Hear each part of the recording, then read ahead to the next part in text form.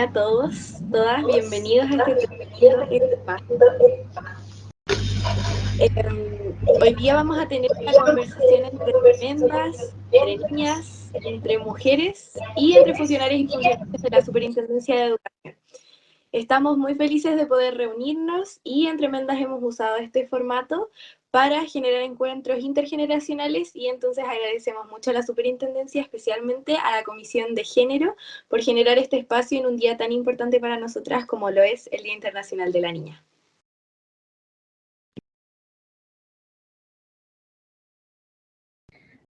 Hola, muy buenas tardes.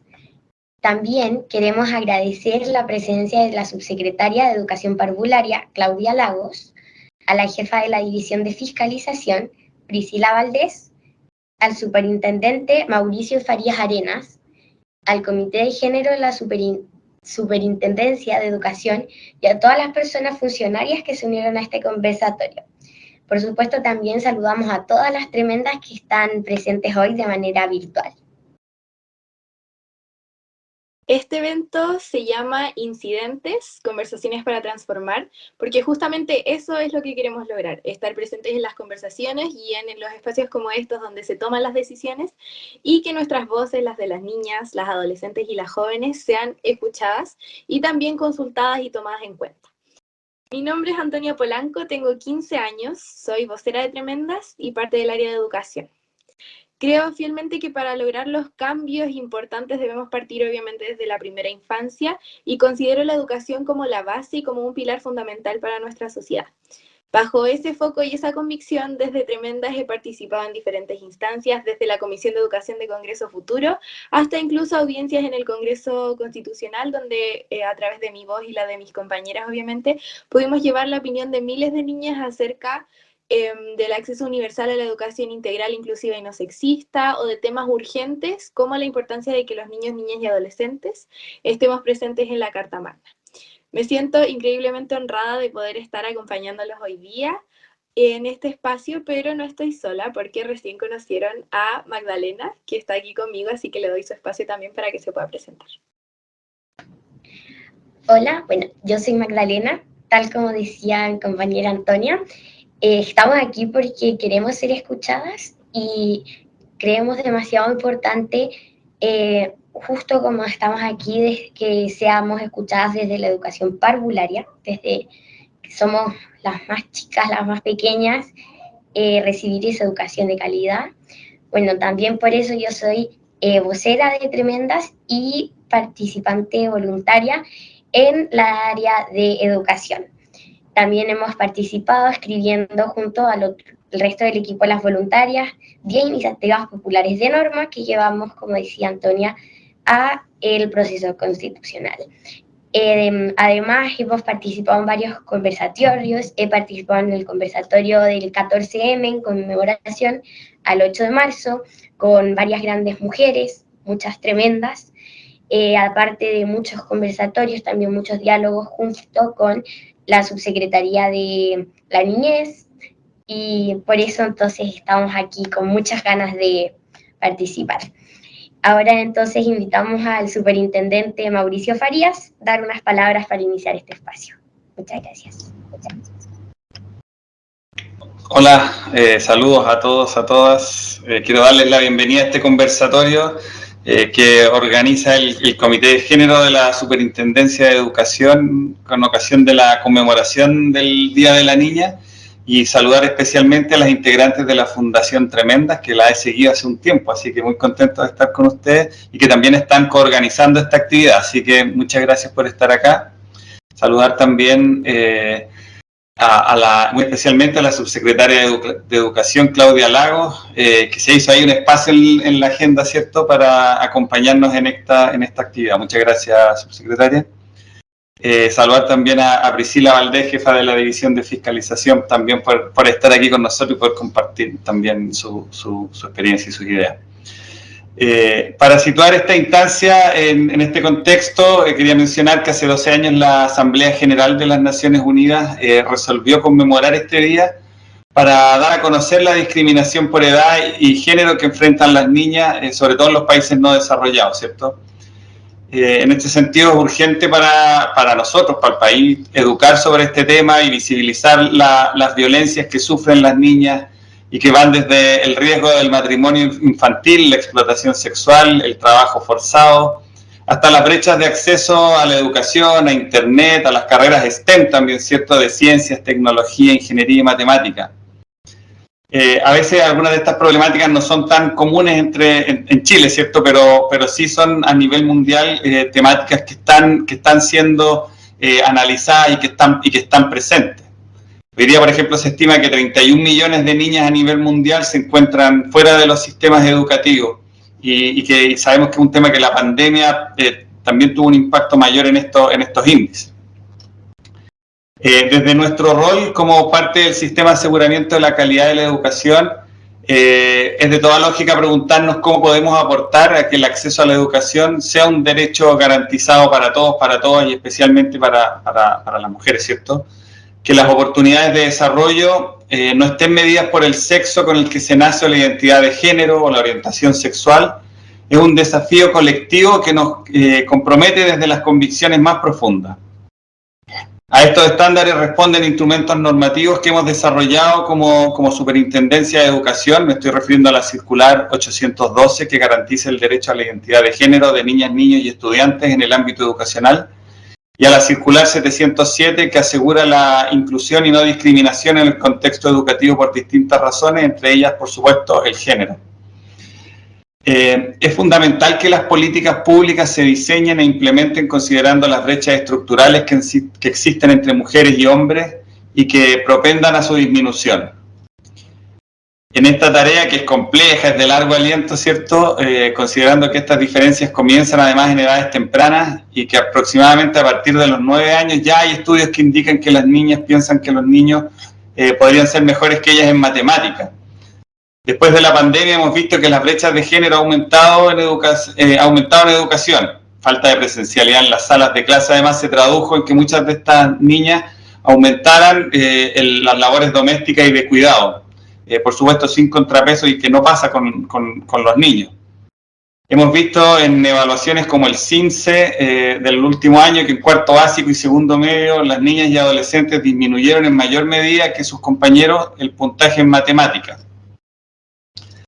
Entonces hoy como sociedad tenemos la tarea de no solo revertir esas cifras, sino que empujar una reactivación educativa que considere estas perspectivas de género.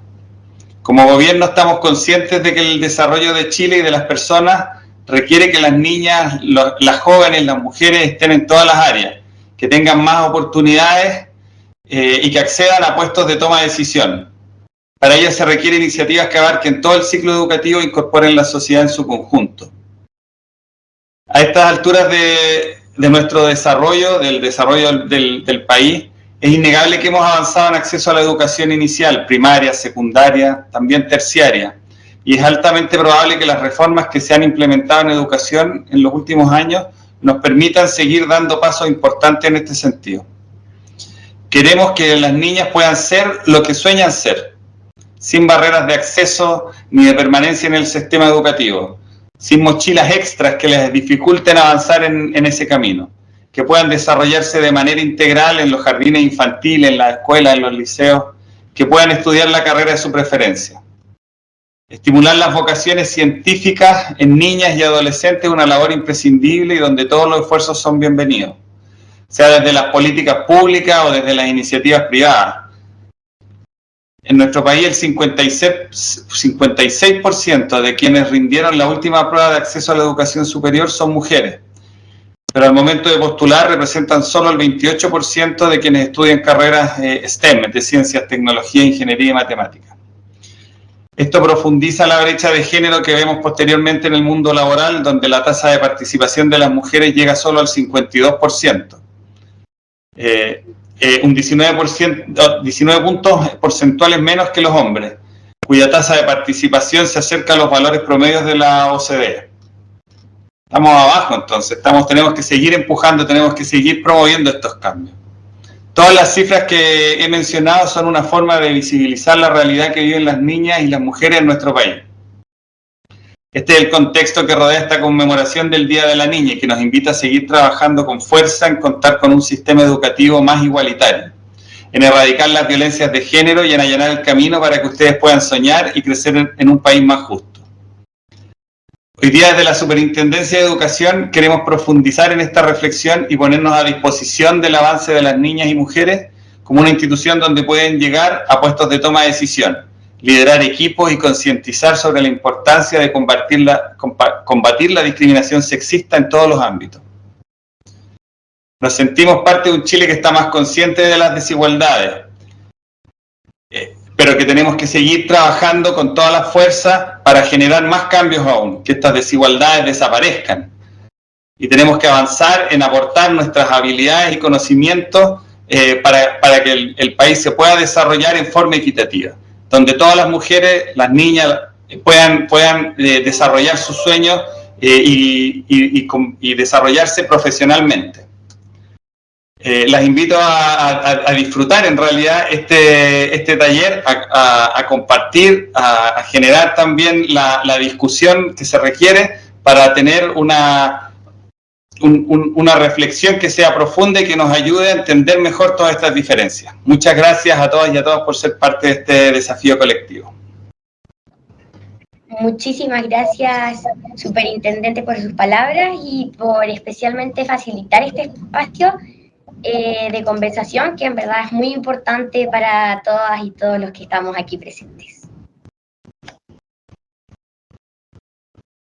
Bueno, ahora, muchísimas gracias, reiterarlo. Les voy a contar un poquito acerca de nuestro movimiento, que como dice nuestro lema, somos el movimiento de niñas que transforma el mundo. Tremenda fomenta la unión en niñas, adolescentes y jóvenes que al presentar y también al reconocer sus talentos se conectan con sus causas, con ideas, con iniciativas y con innovaciones, dándoles un sentido y también generando una unión desde el trabajo colectivo, desde el trabajo en equipo. Pero también para nosotras como Tremendas es muy importante pasar de la pancarta a la acción y ahí es donde ha estado nuestro foco el último tiempo. Sin embargo, este año y los que vienen, queremos avanzar en poner un nuevo foco en acercarnos a espacios donde las voces de las niñas tienen y deben estar presentes. Porque muchas veces no nos basta solamente con actuar, porque hay espacios en donde nuestra participación está limitada o no siempre tenemos la posibilidad de participar o donde simplemente ni siquiera estamos convocadas.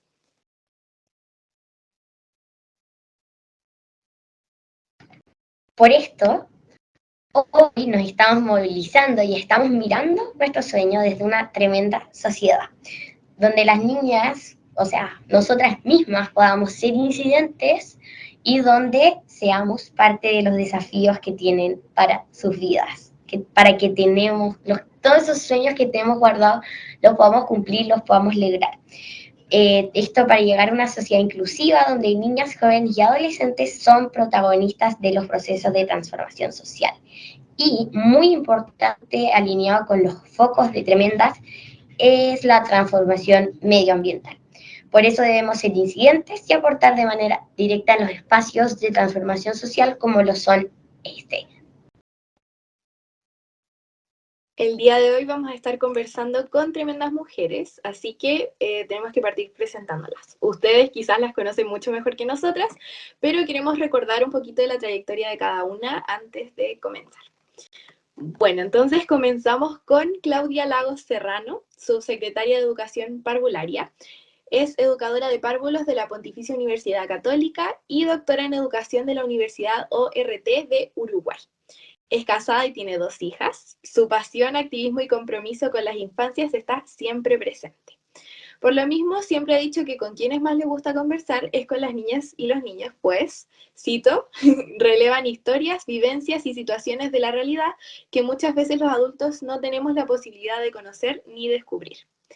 Su sueño es una educación parvularia igualitaria, accesible a todas las niñas y niños desde la cuna, que les otorgue espacios, experiencias y oportunidades de aprendizaje infinitas. Hoy lidera la institución rectora del primer nivel educativo, donde a diario se educan 740.000 niñas y niños a lo largo de nuestro país. Muchas gracias por acompañarnos hoy día, subsecretaria. Hola, ¿qué tal? Muchas gracias a ustedes, pues, por la invitación. Muy interesante. Muchas gracias. Ahora, Priscila Valdés Espinosa, ella es jefa de la División de Fiscalización, es de Rancagua, estudió Ingeniería Comercial con mención en Economía en la Universidad de Chile y posteriormente realizó diplomados y un magíster en el ámbito de las políticas públicas. Está casada hace más de 11 años y es amante de los perritos. Trabaja en la Superintendencia de Educación hace más de 10 años, siempre en la División de Fiscalización. Inició como analista de fiscalización y luego como coordinadora de la unidad de inteligencia de negocios. Actualmente es jefa de la división de fiscalización. Ha visto crecer la institución desde que se inició alrededor de 8 profesionales a los 39 que actualmente conforman esta división. Su trayectoria laboral se ha concretado en el sector público, en el diseño, implementación y evaluación de políticas públicas a través del análisis y explotación de datos. O sea, le gustan mucho los números y las bases de datos. Hola, buenas tardes. Qué bueno, excelente la oportunidad de poder estar aquí conversando en esta instancia. Y agradezco también la invitación. Agradecerles a ustedes completamente, dos verdaderas tremendas, así que qué orgullo poder compartir este espacio con ustedes. Bueno, comencemos entonces a conversar. Primero tendremos preguntas generales y luego algunas dirigidas a cada una y a su expertise y también conocimientos propios. Así que una pregunta para las dos. Desde Tremendas nos parece muy importante, reiteramos, destacar la voz de las niñas y jóvenes. Por eso me gustaría preguntarles, ¿cómo eran de niñas y qué querían ser cuando grandes? No sé quién quiere tomar la palabra primero. Yo puedo partir, pero me pasa que escuchándolas a ustedes y toda su desplante y su expresividad, sus motivaciones, como que encuentro que yo era bien pava cuando chica. Esa es la verdad. Me recuerdo como una niña más bien tímida, con harto mundo interior, como no tan extrovertida y con mucho interés en leer. Ese era como el espacio, y bueno, lo sigue siendo en el tiempo que tengo disponible. Ese es un espacio importante para mí, en el fondo, la lectura, el sumergirme en contextos, en historias, en relatos. Es algo que desde muy chiquitita me gustaba mucho, aprendí a leer bien chica, como a los 4, y tengo el recuerdo claro, de pasar, de destinar mucho tiempo, incluso tiempo que otras personas, otros niños probablemente destinaban a jugar, como por ejemplo los recreos del colegio. Yo me iba a la biblioteca a buscar algún librito y me acuerdo que tenía un carnet de biblioteca que tenía muchas hojas corcheteadas unas sobre otras, porque de verdad que era como bien fanática de ir a buscar libros y devorármelos. Así que eso es como lo que me acuerdo.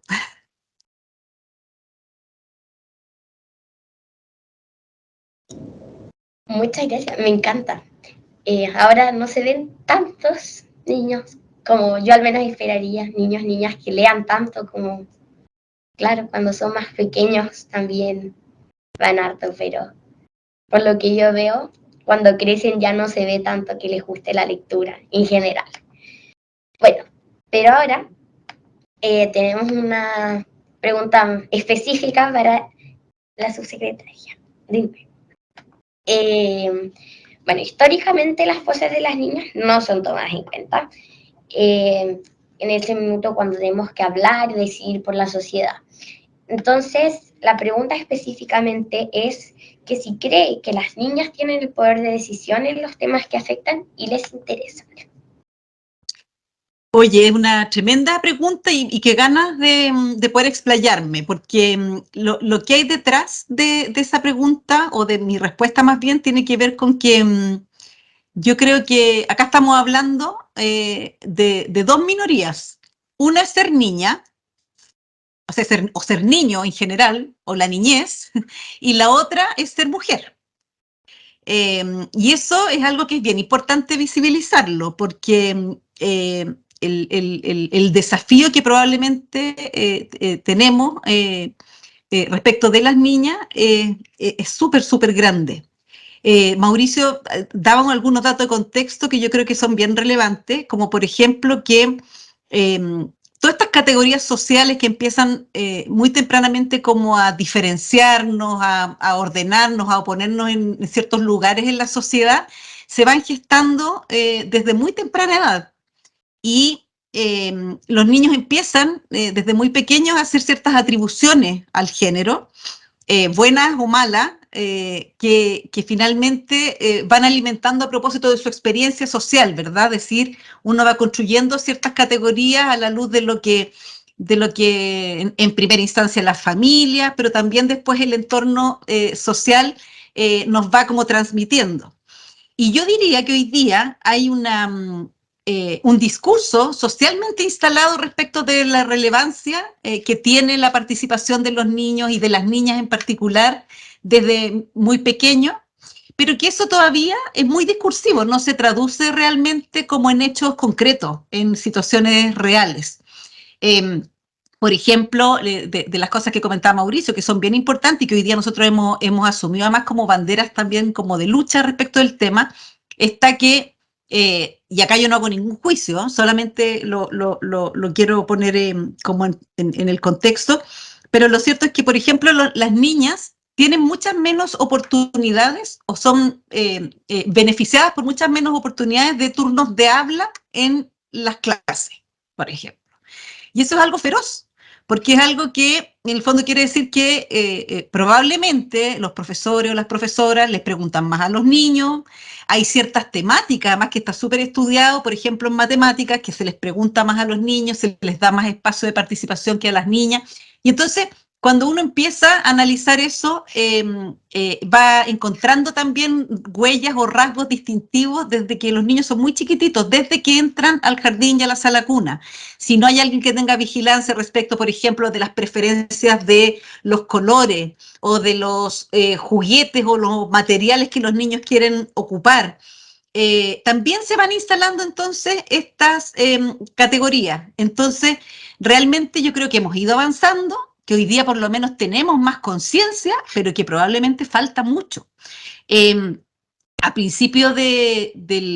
mediados del año pasado, en realidad, nosotros desarrollamos unas iniciativas que eran en el marco del el programa de la educación afectiva y sexual integral, y usábamos un recurso con los niños pequeños en el jardín infantil y en los niveles de prekinder y kinder, que era un cuento que se llamaba el cuento de Mica y Mico. Y la historia eran dos hermanos gemelos que cumplían la misma edad y que estaban de cumpleaños. Entonces, la actividad consistía principalmente en preguntarle a los niños qué les regalarían a Mica y a Mico.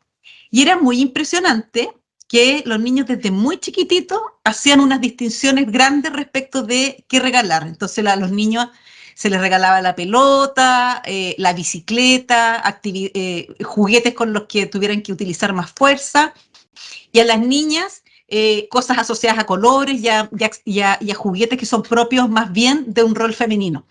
Eso tú no puedes culpar ni responsabilizar a los niños porque son muy chiquititos, pero claramente ahí hay un indicio y hay una evidencia de que socialmente, aun cuando esté este discurso que yo les digo de que es muy importante la igualdad desde la cuna, lo más probable es que las interacciones, insisto, sociales, familiares, incluso educativas, todavía permanecen y prevalecen con mucha fuerza esos estereotipos. Entonces, creo que hoy día hay más conciencia, pero creo que nos falta bastante todavía en términos de ser persistentes y sistemáticos respecto de avanzar en una mirada mucho más igualitaria. Totalmente, muchas gracias. Y sobre su primera respuesta a la primera pregunta, no se considera así, que si nosotras ahora estamos con este desplante aquí, es por los caminos que abrieron mujeres como ustedes. Así que gracias por esto. Y ahora me gustaría darle el espacio a Priscila también para responder cómo era de niña, qué quería hacer cuando grande, y de ahí le hago la segunda preguntita. Súper. Mira, sí, efectivamente yo cuando niña era una cosa parecida a la subsecretaria, yo era bien callada, y me hubiese gustado tener estos espacios como de participación, hoy día las mujeres, las niñas están mucho más activas y con una participación y muy también claras en cuáles son las transformaciones, cuáles son los cambios en los cuales quieren estar. Yo, efectivamente, yo soy de Rancagua, como decía, y de alguna manera yo siento que el desarrollo, el crecimiento en regiones es un poquito distinto, y eso lo agradezco porque fue en un ambiente bastante más cercano, más chico, más reducido, y eso también hacía que uno podía compartir mucho más con tus amigos en la calle. Tú no tenías ahí el metro, no tenías ahí las micros, ¿no? Sino que era un ambiente mucho más tranquilo. Yo también, pues era muy autónoma, me consideraba como de tratar de resolver mis problemas, las tareas, estudiaba yo sola, no necesitaba como que estuviesen ahí mis papás, y de hecho mis dos papás, los dos trabajaban, entonces de ahí como que yo siempre vi un referente a mi madre de que súper activa, súper movía, corría para todos lados, pero en el fondo estaba ahí y con los distintos roles que tenía que desempeñar. Entonces para mí siempre fue una motivación a que pudiera estudiar, que ojalá pudiera estudiar en algún momento. Claro, tenía que entrar, tenía que salir de la casa, y eso me iba a hacer también crecer quizás más rápido. Eso como que es lo que veía.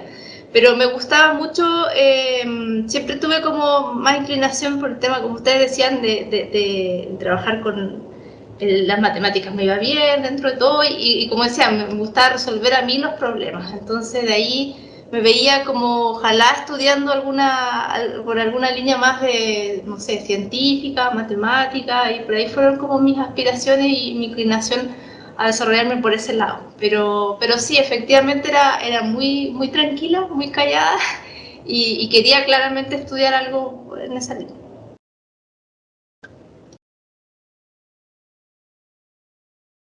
Perfecto, muchas gracias. Y bueno, como nos enteramos que le gustan los datos y las matemáticas, comencemos con los datos entonces. Según las denuncias recibidas por la Superintendencia entre el año 2018 y 2023, se han destacado 3 categorías principales donde las mujeres resultan ser las más afectadas. Estas son el maltrato entre estudiantes, excluyendo el nivel parvulario, situaciones de connotación sexual de adultos hacia párvulos y o estudiantes, y situaciones de connotación sexual entre los propios párvulos y o estudiantes. Entonces, ¿hasta cuándo seguirá siendo un problema de género la violencia de género desde la infancia?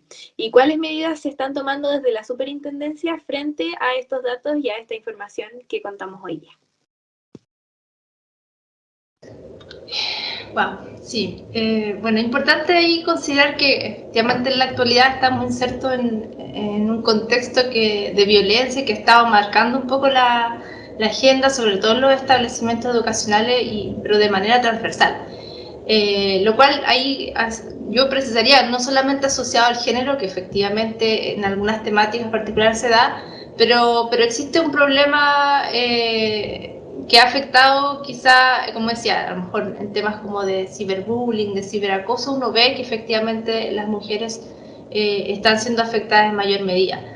Pero aquí lo relevante ahí a destacar es que lo que hoy evidenciamos principalmente es la afectación en los conflictos relacionales. ¿Ya? Y aquí hay que hacer la reflexión de que yo creo que los establecimientos un poco reproducen lo que está hoy en la sociedad. De cierta manera vemos que problemas como el maltrato, el acoso, el problema de connotación sexual también son reflejos de un ambiente que se ve desafiado a enfrentar estos problemas que están insertos en la sociedad, y eso también se ve en los establecimientos.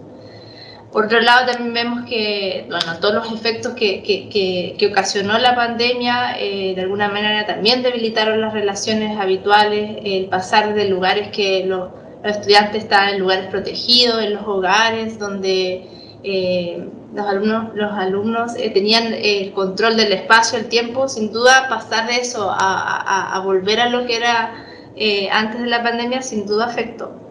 Ahora, ¿cuál es la ventaja, creo yo, que podemos ver de esto? Es que en los establecimientos se puede educar, se puede formar, se puede mejorar.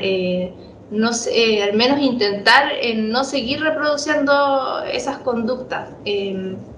Hoy día los diseños de política que han impulsado, por ejemplo, todo el tema de la reactivación, definiendo ciertos pilares, surge ahí, por ejemplo, promover relaciones bien tratantes al interior de los espacios educacionales. Y ahí particularmente lo que la superintendencia, en lo que estamos activos y cómo hemos ido abordando diariamente esto, yo lo llevaría como en dos líneas. Ustedes saben que aquí la superintendencia, por un lado, está todo el tema de la atención al ciudadano, en dar una atención oportuna a través de las denuncias, y ahí vemos que la demanda hoy día es mucho más activa, la comunidad está mucho más activa, y ahí también nosotros activamos ciertas líneas de trabajo un poco más reactivas, y también de los programas de fiscalización. Yo particularmente, pertenezco a lo que es la división de fiscalización, hoy día dirijo este equipo, y también tenemos el desafío, el trabajo de desarrollar, de diseñar programas en la línea más preventiva. Acciones concretas, nosotros hemos ido desarrollando programas de fiscalización adecuados un poco a lo que hoy día vemos, todos estos problemas de maltrato, de acoso, de convivencia, también los hemos ido adecuando en nuestros programas. Para nosotros es muy importante, por ejemplo, promover que el reglamento interno sea adecuado, sea ajustado a las demandas, que esté en sintonía con los problemas que enfrenta cada establecimiento. O sea, no pueden ser reglamentos internos que sean estándar para uno y replicarlo en otro, sino que tienen que incorporar las complejidades que abordan los establecimientos. Y de hecho de ahí también incorporar medidas preventivas, medidas reparatorias, activar protocolos en cuanto, por ejemplo, en lo que es la salud mental.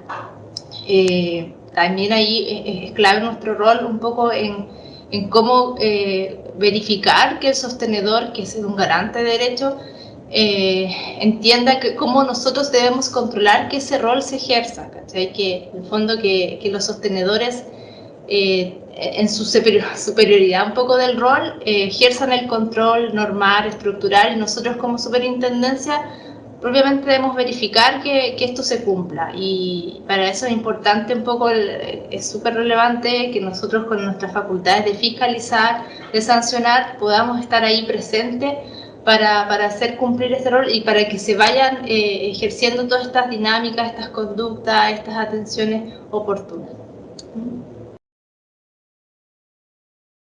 Muchas gracias, me parece muy cercano en verdad lo que escucho, porque claro, yo y Antonia somos estudiantes, entonces yo creo que vemos todo lo que sucede y también cómo esto llega a los diferentes establecimientos.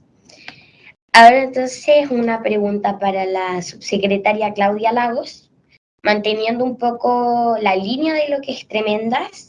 Creemos que las niñas deben estar presentes, deben incidir y principalmente ser escuchadas, que creo lo más importante, porque podemos estar en muchas partes, pero no ser tomadas en cuenta. Pero en relación a esto, ¿cómo podemos acercar a las niñas a espacios de incidencia? Y como reiterando también la pregunta que realizamos a Priscila, ¿hasta cuándo seguirá siendo esto un problema de género en la infancia, y cuáles son las medidas que están tomando la subsecretaría? Esto ya lo tenemos más que claro con la explicación que nos dio Priscila, pero sería principalmente cómo nos podemos acercar más a instancias de incidencia.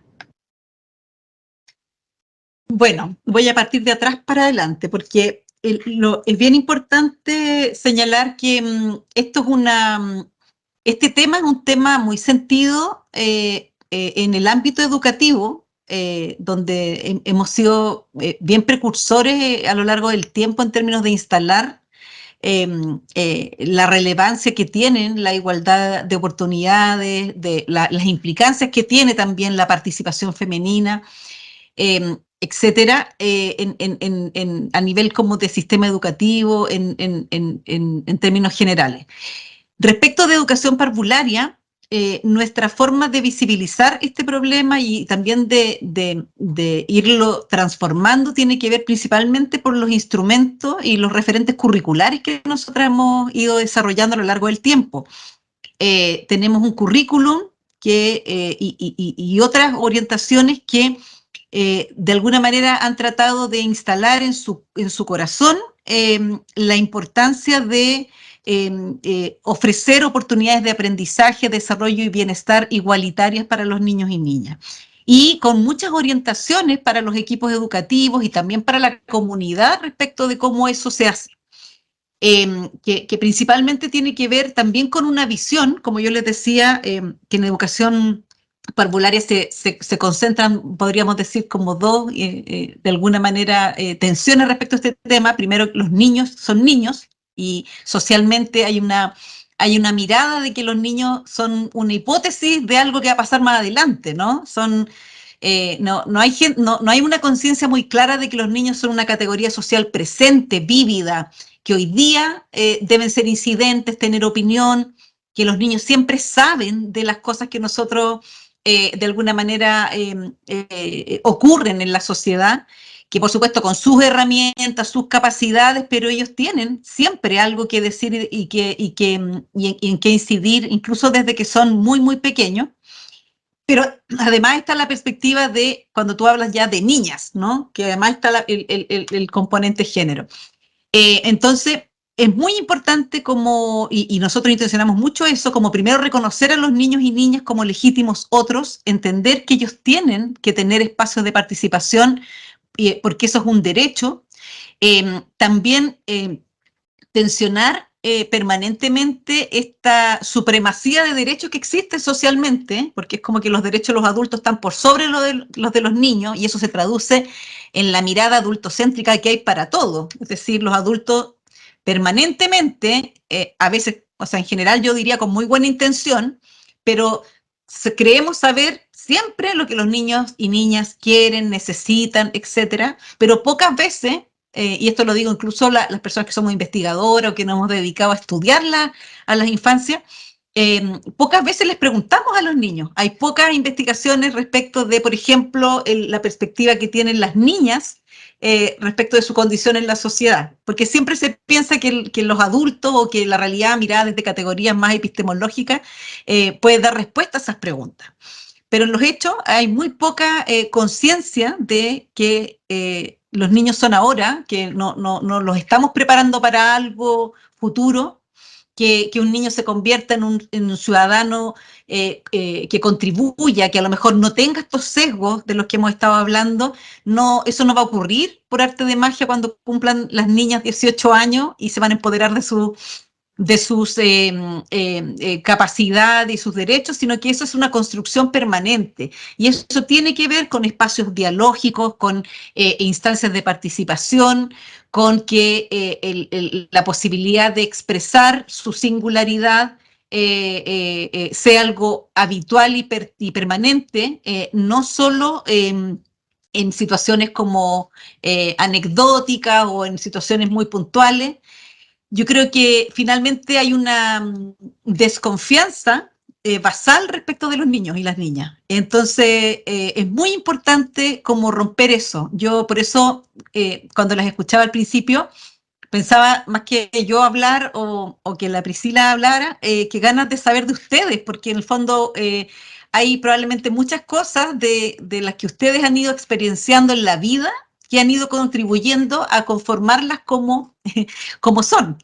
Y yo creo que esas son las cosas en las que tenemos que avanzar desde la política pública, de tener una mirada mucho más comprensiva de los procesos y de los fenómenos, de mirar mucho más cómo en las relaciones sociales, cómo culturalmente se dan estas desigualdades, cómo podemos concretamente tensionarlas, cuestionarlas, cómo podemos aprender de los niños también, porque eso es muy importante y eso es algo en lo que yo siempre persisto, cuando los niños están en espacios sociales y tú solo los observas, tú te das cuenta que muchas veces esos sesgos no existen. No tienen que ver necesariamente con, o sea, muchas veces tienen que ver más bien con la presencia o con la mirada adulta en las relaciones, pero los niños en general viven las relaciones, las experiencias con mucha más naturalidad.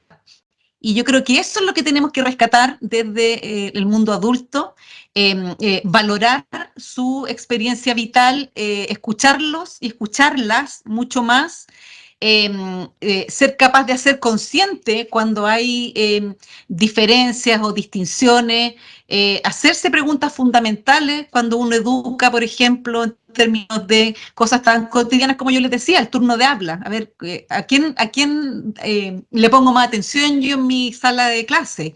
¿En quién tengo más confianza para hacer ciertas cosas? No sé, como que creo que hay muchos elementos que, insisto, están orientados desde el currículum y desde las políticas educativas, pero que tenemos que avanzar probablemente mucho más en visibilizar cómo eso se traduce realmente como en acciones sociales que permitan la expresión, la opinión, el protagonismo, no replicando, además otra cosa que me parece que es muy importante, no replicando los espacios adultos, el estilo de participación de los adultos. De repente hacemos cosas súper artificiales porque no escuchamos tanto a los niños. Entonces decimos, hoy no, los niños hoy día van a votar, ¿ah? Y les ponemos una urna y hacemos que voten cosas o que elijan cosas en la sala. Eso puede ser, digamos, pero no necesariamente una experiencia que los niños van a desarrollar. A lo mejor si los viéramos y los escucháramos y les prestáramos mucha más atención, podríamos en el fondo buscar espacios y maneras de participación mucho más concretas. Y como les decía, como que la visibilización de las niñas no sea como la anécdota o algo como incidental, sino que efectivamente sea algo permanente. Yo creo que cuando dejemos de hablar de esto como un problema, va a ser cuando se empiecen a naturalizar las relaciones y las prácticas sociales en términos de la igualdad. Y eso pasa en la vida cotidiana, más que en los discursos, más que en las intenciones, incluso en el currículum, que puede estar muy bien escrito, muy declarado, pero que si no hacemos el ejercicio de preguntarnos cómo eso se traduce a relaciones y a interacciones humanas, la verdad es que no vamos a avanzar mucho.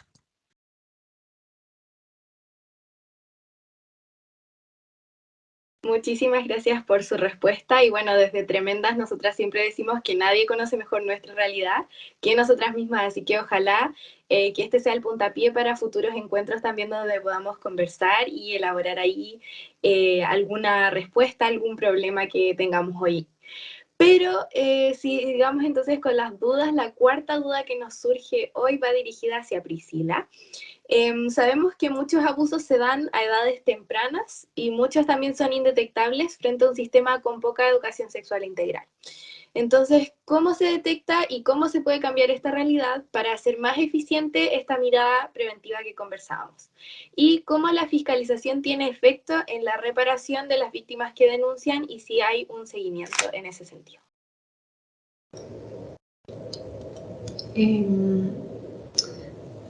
A ver, sí, efectivamente, como señalaba, muchas veces este tipo de actos son difíciles de detectar de manera temprana y el daño muchas veces es irreparable.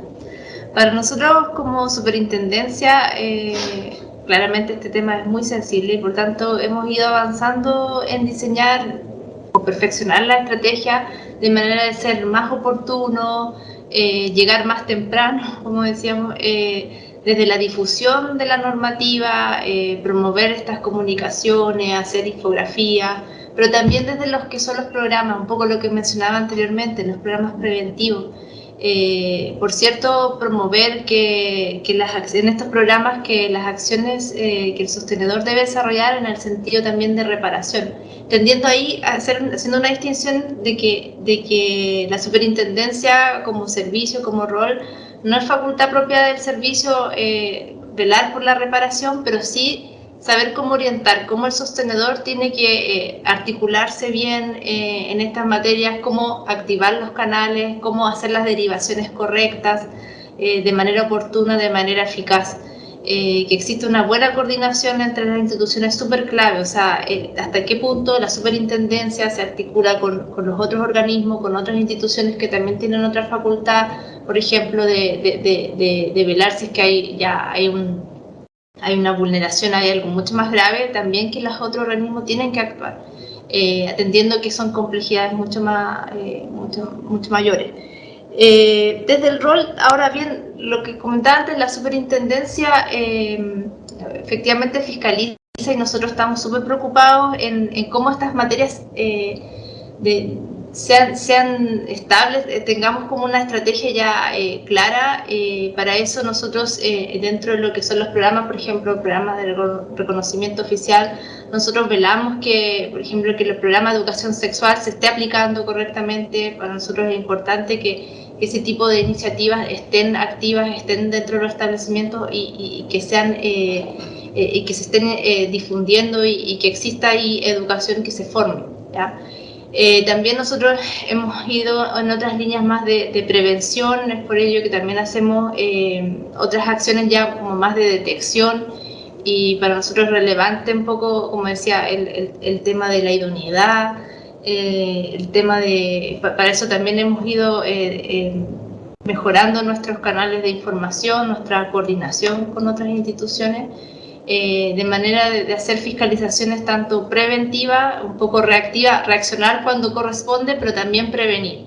Y para eso es importante la formación, el acompañamiento, pero también velar que existan ciertos cumplimientos, y para eso la regularidad en la fiscalización sin duda ayuda. Y efectivamente existe ahí un poco en el diseño de la fiscalización. Nosotros hacemos fiscalizaciones que van en la línea de la prevención, pero también con un seguimiento, con un control, con un monitoreo. O sea, hay espacios en que nosotros detectamos y damos, y cuando corresponde, damos espacio para corregir, y después hacemos un seguimiento, una continuidad en la fiscalización, ¿ya? Por eso, pero es súper importante que estas materias, o sea, hay cosas que tienen que estar como instaladas, y para eso es regular, tiene que haber una atención permanente, ¿ya?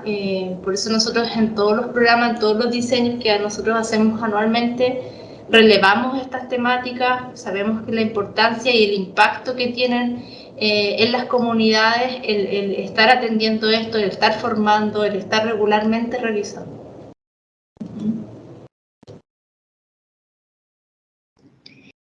No, encuentro muy, muy bonito el trabajo que hay detrás de todo lo que como estudiantes vemos. Claramente hay un esfuerzo gigante, hay muchos proyectos, muchas ideas en formación, hay tantas cosas que no vemos, así que les agradezco mucho a ambas por todo ese trabajo que han hecho también. Y sabemos que nos tienen algunas preguntas para Antonia y para mí, así que las invito a que nos pregunten.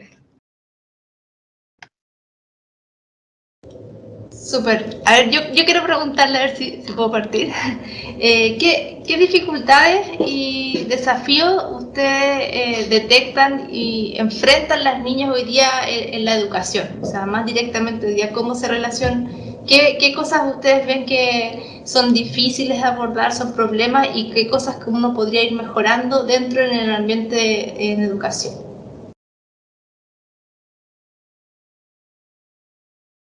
Ya voy yo, ya parto yo. Gracias. Bueno, una de las cosas que siempre como que ha motivado mi activismo y que también me impulsaron a ingresar al área de educación, particularmente en Tremendas, es lo que ya hablamos, la convivencia escolar.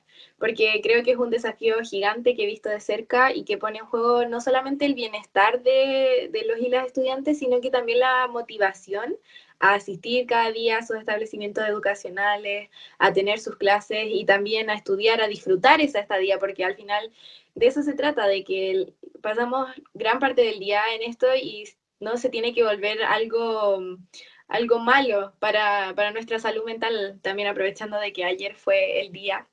Importante recordarlo. También creo que es súper importante como desafío la educación no sexista, porque estos estereotipos o etiquetas donde se nos encasilla también no ayudan como a combatir el problema inicial, y dificultan un montón de cosas, así que creo que también es importante como desde el rol de los profesores o desde los establecimientos en sí tomar un rol educador en un sentido muy amplio y considerar que finalmente sin las niñas no hay desarrollo, que somos una parte importante y que tenemos que ser consideradas igual que nuestros compañeros hombres porque somos igual de capaces. Así que tener esa concepción y cuando ya esto esté incorporado en la cultura, yo creo que va a ser un gran paso y un gran avance. Me encantan las respuestas de Lanto. Yo debo admitir que soy su fan. Bueno, yo creo que dos temas muy importantes, dos dificultades que veo son la buena accesibilidad, el buen acceso a la educación y también la educación no sexista. Bueno, partiendo por el acceso, creo que el problema de que un niño, una niña no puede ir a su colegio desde que su mamá, su papá no la pudieron ir a dejar, hasta que era demasiado lejos, no pasó la micro, no pasó lo que sea. Encuentro que eso no puede ser una causa para que un estudiante no asista a clases, porque es un derecho básico, es un derecho tal como tiene sus deberes, pero si es que un estudiante no puede asistir a clases porque no tiene cómo, encuentro que eso es una vulneración de ese derecho que no puede pasar, no lo encuentro muy malo porque sinceramente, ¿cómo?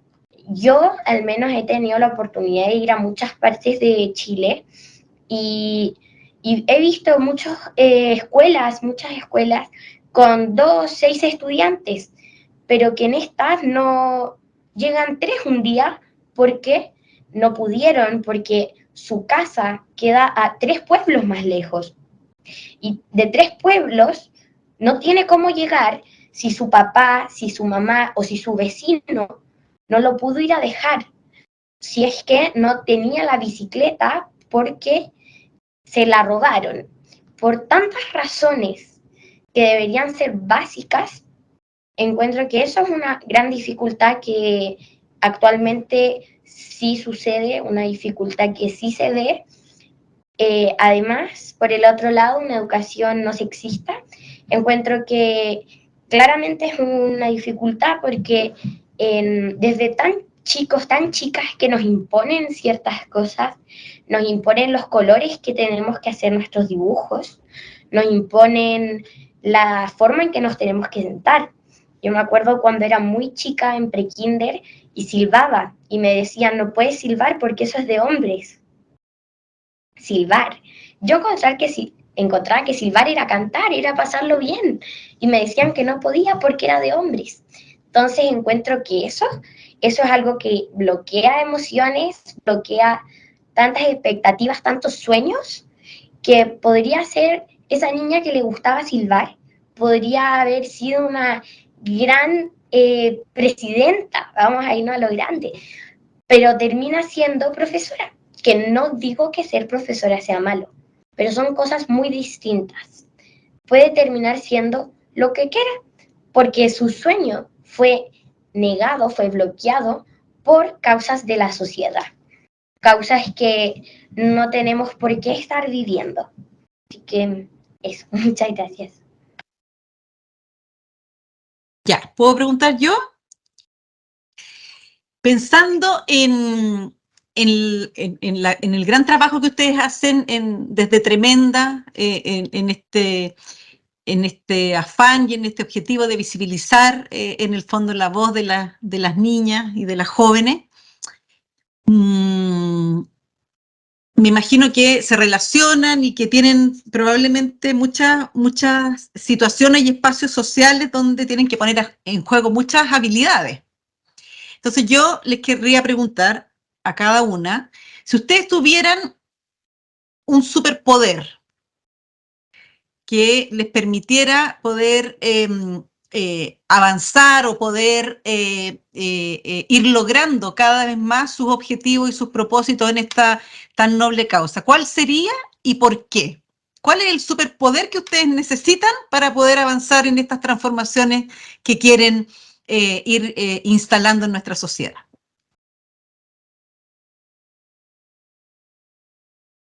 Dale, Anto, o parto yo, como prefieras. Dale. Dale tú nomás, porque yo partí antes. Bueno, ya, un superpoder. Hoy, yo soy de esas personas que lo quiere todo. Entonces tendría todos los poderes posibles, pero me voy a elegir por uno y tendría el poder como de echarle un polvito de hadas a la gente y poder como girar su cabeza en 180 grados. A veces digo como me cuesta mucho entender ciertos pensamientos, ciertas visiones, entonces también soy bastante cabeza dura en muchas ocasiones, entonces yo digo, yo tengo que decirle a esa persona, hacer que entienda lo que hay a su alrededor. Entonces yo creo que tendría ese poder como de cambiar un poquito las mentalidades, pero también como manteniendo obviamente siempre la escucha, porque de esas visiones distintas se sacan las soluciones. Entonces, claro, escuchar, pero hay muchas veces que no se llega a acuerdo, entonces, sinceramente, si tendría saber como, o, ¿sabes? Mejor tendría el poder como de entender o como ponerme en la cabeza del resto. Yo creo que eso es un mejor poder. En vez de cambiarlo, entenderlo. Porque de ahí se pueden sacar tantas cosas como tantos conocimientos que el resto tiene, que uno no tiene. Eso me cambiaría a la cabeza del resto.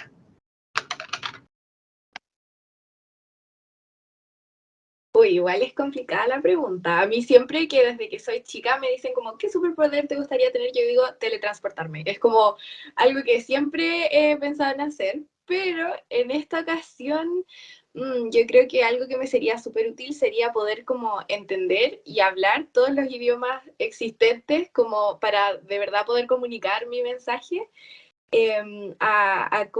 con quién me enfrente. Y también otra cosa podría ser quizás poder yo como conceder deseos a las demás personas, como ser una clase de genio, porque igual de repente hay gente que no tiene los recursos necesarios para lograr sus objetivos, entonces yo poder darles esa alegría también sería algo muy, muy enriquecedor para mí misma, así que entre esos dos yo creo que estaría mi decisión final. Me encantó la pregunta. Muchas gracias, subsecretaria. No, muy buena pregunta. Son de esas preguntas que no me hacían hace mucho tiempo, sinceramente. Como, ¿qué poder tendrías? Bueno, para cerrar entonces, queremos saber si hay alguna pregunta de las invitadas que pueden hacer creo que es por un icono que dice PIR. Si tienen cualquier duda para nosotras como tremendas, para la subsecretaria, para la jefa de la división de fiscalización, pueden preguntar por el chat.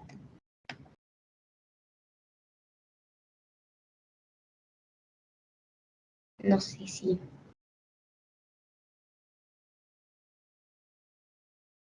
Había una pregunta, pero del principio... No sé. Bueno, si no hay preguntas, seguimos.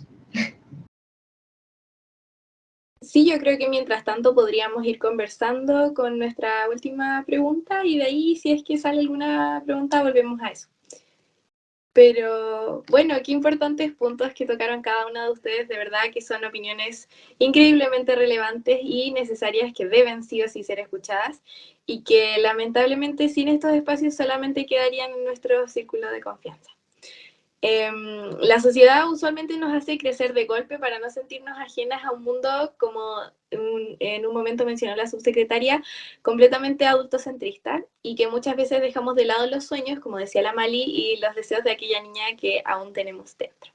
Entonces, ¿cómo vamos a cerrar? Con una última pregunta que ahí dejo que la Mali nos cuente.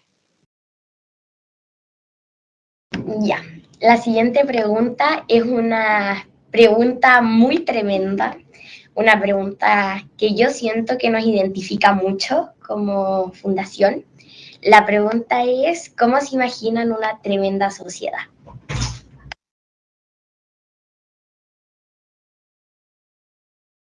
¿Parto?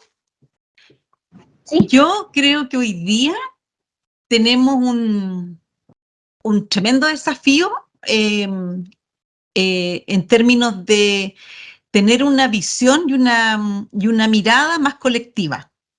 Creo que todas las transformaciones, y que tienen un poco que ver con lo que también ustedes han señalado, tienen que ver, o las posibilidades de transformación tienen que ver con poder saber más del otro, escuchar más al otro, reconocer al otro como legítimo otro. Y en ese sentido, creo que el abandonar el individualismo o las miradas o las posiciones sesgadas o propias que no pueden ponerse en el lugar del otro, que no pueden ser empáticas. Yo creo que eso es lo que nos falta, eso es lo que nos permite el poder entender, tener una mirada mucho más comprensiva de cuáles son las necesidades, cuáles son los desafíos, y que opera a todo nivel. Por ejemplo, con los niños pequeñitos, cuando uno, en vez de atribuirles características o estados de ánimo o opiniones o juicios, uno hace el ejercicio de involucrarla, y preguntarles o ponerse en el lugar de ellos o tratar de vivenciar cómo es que ellos o ellas se podrían estar sintiendo respecto de ciertas cosas. Yo creo que uno de verdad avanza en esa comprensión que ustedes decían, es decir, cómo hoy día en la mirada de lo colectivo, de poder mirar cómo lo que yo dejo o hago o dejo de hacer en el fondo tiene implicancia en el bienestar del otro y en particular de esa otra. Yo creo que es lo que nos puede ayudar a poder avanzar, a tener una sociedad tremenda, es decir, donde haya reconocimiento, respeto y valoración por las niñas desde que nacen, porque no haya que estar explicando permanentemente por qué es importante que nos reconozcan, porque de alguna manera podemos aportar a la sociedad y valorar todo nuestro quehacer en nuestra perspectiva y desde nuestro rol, en la medida que hayan otros que estén dispuestos a verlo y a escucharlo y a valorarlo. Entonces, creo que un punto de partida es abandonar lo más posible en la mirada individual, que nos tiene bien fregado, encuentro yo, y poder avanzar entonces a una perspectiva mucho más colectiva y mucho más dialógica y relacional, que nos va a permitir efectivamente reconocer las diferencias y valorarlas. Eso. Sigo yo. Bueno, o sea, hay grandes desafíos todavía y para avanzar. Oye, qué bueno el nombre, tremenda, esto es tremendo. Pero efectivamente, sí, yo creo que hay mucho que todavía que avanzar en generar estos espacios de participación, de promover como una actitud, una coordinación mucho más presente, activa. Creo que es súper importante que seamos escuchadas desde un comienzo, desde chiquititas, ser validadas, ser reconocidas, a saber conocernos y tolerarnos. Es importante a veces eso, que para mí es súper claro el hecho de darnos los espacios, los tiempos para escucharnos, para conocernos, para entendernos. Sin duda hay un desafío un poco también en el sentido de ir derribando a veces esos micromachismos, esas actitudes, esas acciones que a veces hasta el día de hoy normalizamos. Y lo digo así desde mi percepción de que hoy día bueno, quizás yo soy más vieja, pero fuimos formadas en una cultura un poquito más machista que lo que hoy día es probablemente, pero tenemos que seguir avanzando. Yo hoy día veo a estas generaciones que son mucho más conscientes, activas y quieren trabajar en reconocer esos espacios y sin duda hay que seguir avanzando, hay que seguir trabajando, hay que integrar a las distintos grupos, distintas miradas. Yo creo que también ahí por ahí también lo comentaban, el ser una sociedad mucho más igualitaria, no sexista, no discriminatoria, es importante. Y sin duda, si más adelante también esto de ir reduciendo las brechas, las desigualdades en el mercado laboral, en todo lo que ustedes van viendo, día a día van viendo más este tipo de factores de conducta. Así que es importante, hay hartos desafíos, pero yo creo que vamos como por el camino correcto. Creo que se ha ido avanzando y hay que seguir promoviendo este tipo de acciones, de presencia de las mujeres. Muchas gracias. Me inspira mucho escuchar estos tremendos sueños de tremendas sociedades, de lideresas hoy en día. Entonces, muchas gracias. Además, tenemos una pequeña pregunta del chat.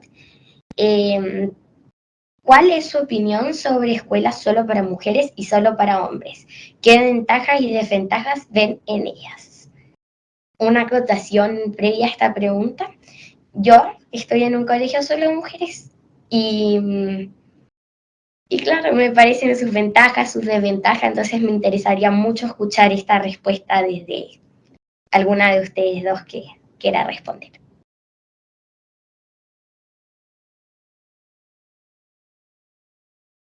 Y sería ideal hacerlo cortito para que vayamos terminando.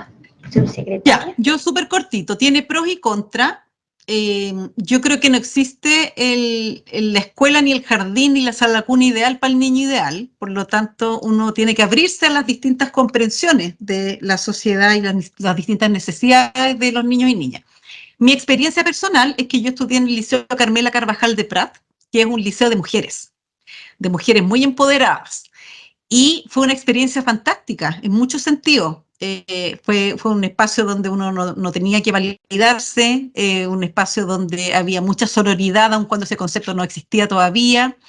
Había posibilidad de profundizar sobre temáticas que en realidad no era tan habitual en otros espacios sociales poder conversarlas. Había posibilidades de poder también entrar y participar de la política. Pero yo te estoy hablando hace 30 años atrás o más. Por lo tanto, creo que en ese momento esa forma respondió de una manera favorable como a mis necesidades y a mis oportunidades. Cuando yo entré a la Universidad Católica, también entré a una carrera bien feminizada, por lo tanto, perpetué un poco esa relación solo de género.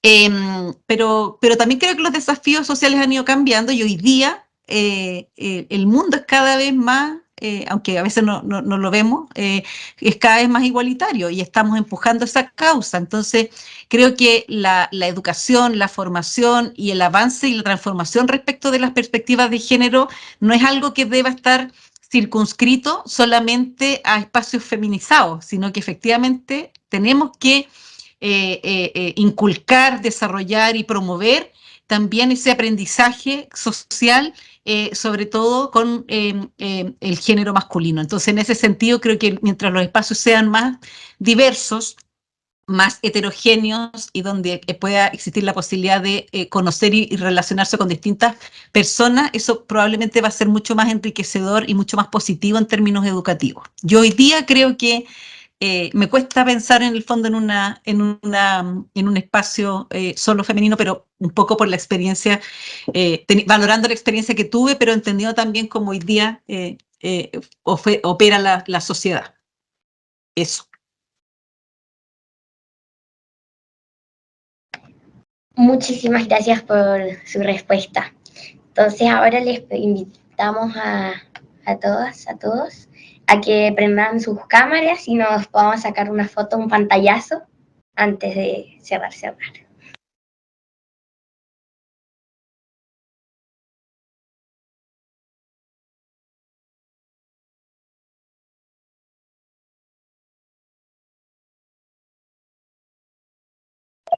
Ya, así que nos regalan su mejor sonrisa. Y ahora voy a sacar varias fotitos.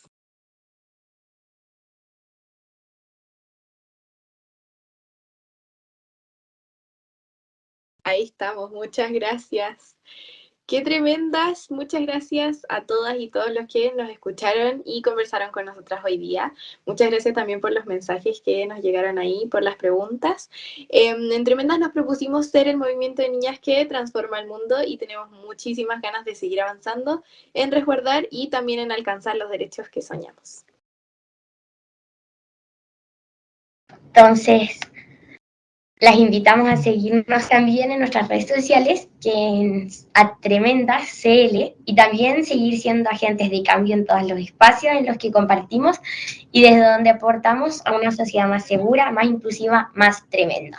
Sabemos que somos las primeras expertas en nuestras propias vidas. Por eso, luchamos para que nuestras voces no sean solo consultadas, sino que desde nuestra autonomía progresiva podamos ser parte de la transformación social. Así Excelente. que esperamos ver. Muchas gracias. Muchas gracias, que estén muy bien. Chao, muchas gracias. Nos vemos. Chao, chao.